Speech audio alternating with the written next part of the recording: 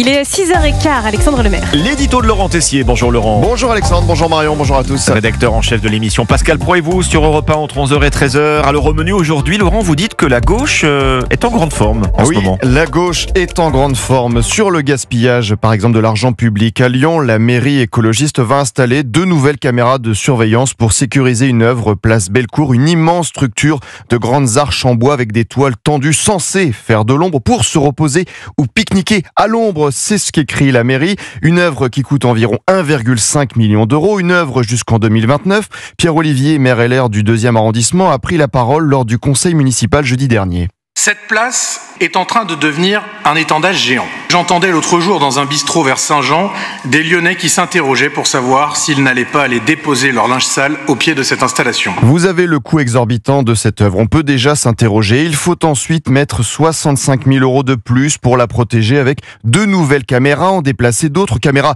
qui pourraient servir ailleurs pour lutter contre l'insécurité. Je dis ça, je dis rien. Écoutez encore l'élu LR Pierre-Olivier. Vous allez installer des caméras pour surveiller cette installation.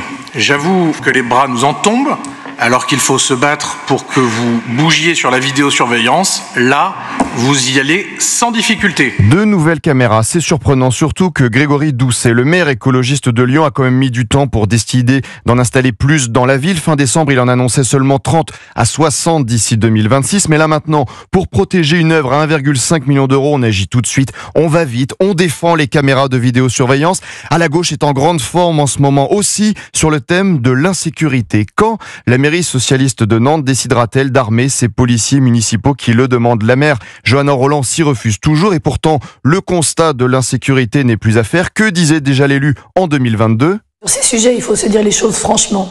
À Nantes aujourd'hui, la situation est plus que préoccupante. La situation est grave. Votre droit à la sécurité, c'est un droit le plus légitime et je suis déterminée à le protéger. Oui, mais les policiers municipaux nantais pourraient se mettre en grève à partir de jeudi. Une réunion doit encore avoir lieu demain après-midi avec un syndicat, mais on se dirige vers ce scénario. Une enquête menée l'an dernier disait que 98% des agents étaient pour le port d'une arme à feu, alors que les interpellations par la police municipale sont passées à Nantes de 600 en 2023 à 800 l'an dernier. D'ailleurs, vous vous êtes procuré à ce sujet, Laurent, le courrier du syndicat FO, Force ouvrière, courrier envoyé la semaine dernière à la mairie de Nantes. Oui, l'objet est clair, préavis de grève. À Nantes, je cite, la police municipale fait face à une nouvelle délinquance toujours plus violente et imprévisible. Autre alerte, dans ce courrier, depuis plusieurs mois, le nombre de refus d'obtempérer ne cesse d'augmenter et de plus en plus d'armes de poing sont trouvées à bord des véhicules à portée de main des conducteurs délinquants. Je continue, intervention sur des rixes en centre-ville. Les individus interpellés suite à du trafic, des agressions ou vols sont quasi systématiquement porteurs d'armes blanches de tout type. Mais la maire socialiste de Nantes ne réagit pas. À la gauche est en grande forme en ce moment. Tiens aussi, avec le tapis rouge au Festival de Cannes pour la bien-pensance, vous réunissez France Télévisions et l'acteur Mathieu Kassovitz. Eh bien, ça donne ses propos.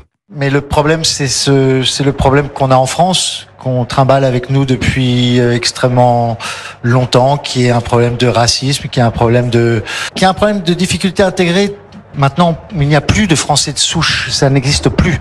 Et j'espère que on va continuer à se mélanger, pas seulement en France, mais dans le reste du monde. De belles paroles, mais où sont tous ces acteurs, ces actrices, ces artistes pour défendre notamment l'écrivain franco-algérien Boualem Sansal, détenu depuis plusieurs mois en Algérie? Pas un mot, non, malheureux, n'en parlons pas, ce n'est pas bon pour notre carrière.